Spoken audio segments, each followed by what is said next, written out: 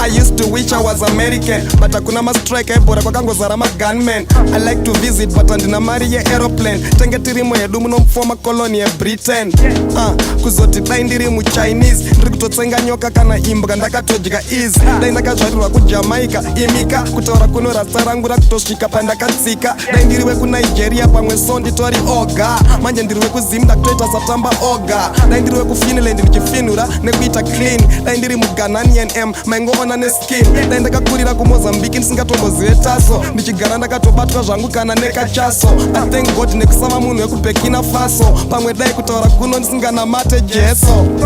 I'm just proud to be Zimbo. Chero ndakasara msoro tete kunge chimbo.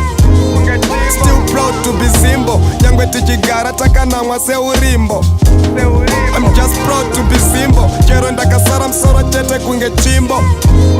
Still proud to be Zimbo. Nyangwe tichigara takanamwa seurimbo. To ona melting pot kwete mapotos. Holiday tinoenda kumusoro kumatopos. Pama natural wonders tinovika ne Vic Falls. Tine edu maboss kweta na Rick Ross. Laptop andina sunshine apple. Ende tine peace hatina ma rebels. Hatina kusikirwa ma greens takasikirwa peppers. Pa street pane mashija iwe mapopos. Saka kakura musoro ndopa kuzoita chimbo. Zisori chiona iwe riri mubimbo. Chichabuda hapana iwe just keep z. Misodzi ya pera saka chichabuda chi. I got a feeling Zimbabwe ndiyo Israel. Hapana issue iwe ngoverenga nyaya dzana issue mairi. Vamwe omuri say isusu airi. Cause die I diary. I raise my flag I ndine full of pride. I hope and trust ndozva zviri countrywide. Swagariri team masango tine game park. Kukariba dem revat dem heart. Vakadzi vedu vanoshaina. Ukavunza manaija kana machina vanokulaina. Kuti vanodhaka kupfura wine ende vanowaina. Zvinhu zvese zviri great, let's just be grateful. I'm just proud to be Zimbo. Chero ndakasara msoro tete kunge chimbo. Still proud to be Zimbo. Nyangwe tichigara takanamwa seurimbo. I'm just proud to be Zimbo. Chero ndakasara msoro tete kunge chimbo. Still proud to be Zimbo. Nyangwe tichigara takanamwa seurimbo.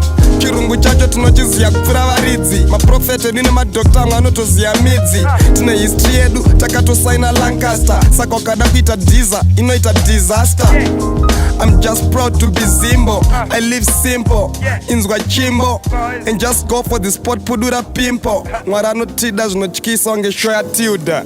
Hambo fakati rasa chiro chikaita sari kuti tilta. I see future ndikuona zvichibuilda. Chatopoza kwete kumuta. Masisom, masticom. Ndakachitaura kudhara ndina freedom of speech. As in a speech of freedom. Gonzi mbel.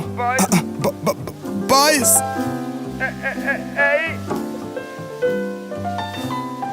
Proud to be Zimbabwean.